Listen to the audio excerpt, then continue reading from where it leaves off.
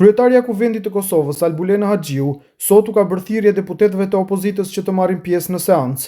Madje ajo tentoi që t'i obligojë deputetët që të bëjnë pjesë e seancës për presidentin, ani pse këta gjë nuk e kanë të detyrueshme. E pas kësaj ka reaguar edhe ish bashkëpartiakja Aida Dërguti, e cila dha disa detaje nga legjislatura e vjetër. Ajo tha se Haxhiu nuk ka kurfar të drejtë t'i obligojë sot deputetët për të qenë në seancë, pasi është vetë Haxhiu e cila 6 muaj nuk ishte shkuar në seancat e Kuvendit. Qepra kjo që ka gjuajt gaz lotësielës, 6 muaj e ka bojkotuar Kuvendin bashkë me mua, pas një arsyeti madje. Kemi thënë është e drejtë e jona, kështu arsyetoshim, deklaroi Dërguti. Shkrimtari dhe aktori i njohur Çun Lajçi ka reaguar ashpër ndaj zhvillimeve të fundit politike në Kosovë, duke kritikuar opozitën për mungesën në seancën e Kuvendit ku pritej të votojë për presidente Feride Rushiti. Në një shkrim në Facebook, Lajçi akuzon liderët opozitar Lumir Abdixhiku dhe Bedri Hamzën se nuk kanë arritur të fitojnë besimin e qytetarëve dhe se sipas tij nuk treguan përgjegjësi në një moment të rëndësishëm për shtetin. Ai e cilëson si të papranueshme mungesën e deputetëve opozitar në Kuvend, duke theksuar se pavarësisht qëndrimeve politike, ata duhej të ishin të pranishëm në një proces kaq të rëndësishëm për vendin. Lajçi vlerëson lart figurën e Feride Rushitit, duke e quajtur atë nder i kombit dhe një emër që sipas tij nuk e turpëron Kosovën.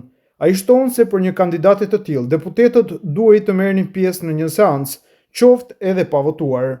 Në reagimin e tij, ai përdor tone të forta kritike ndaj klasës politike, duke i akuzuar për interesa personale, përfshirë pasurimin dhe rehatin, në dëm të interesit shtetëror. Në vim, reagimi i tij plot.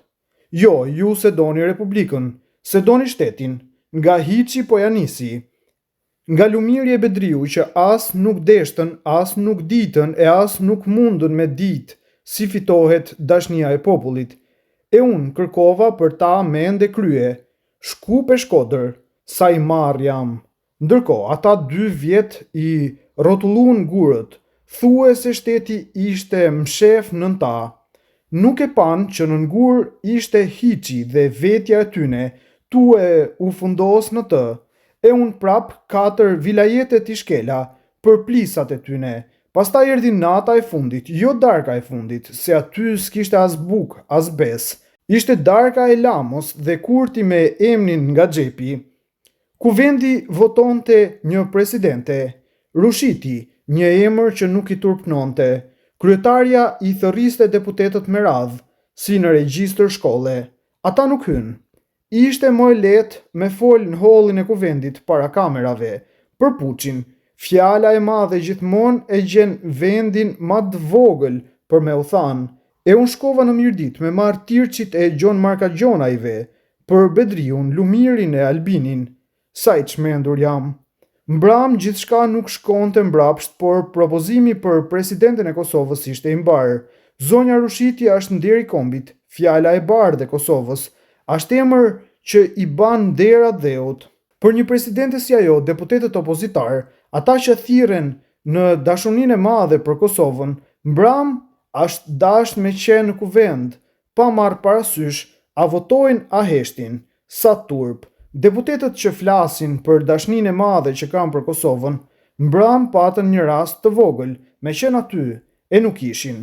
Kur votohej për faljen e Çakorrit në 12 të natës, përmes tymit e rapollimave mblidheshin deputetët. Jo, ju se doni Republikën, se doni shtetin, ju doni atë që nuk duket në fjalë, xhepin, pallatet që ndërtuat me para tona, rehatin, e kur këto nuk ju mjaftojnë, ktheheni te e vjetra, grushtin mbi koka e hekurat nduar.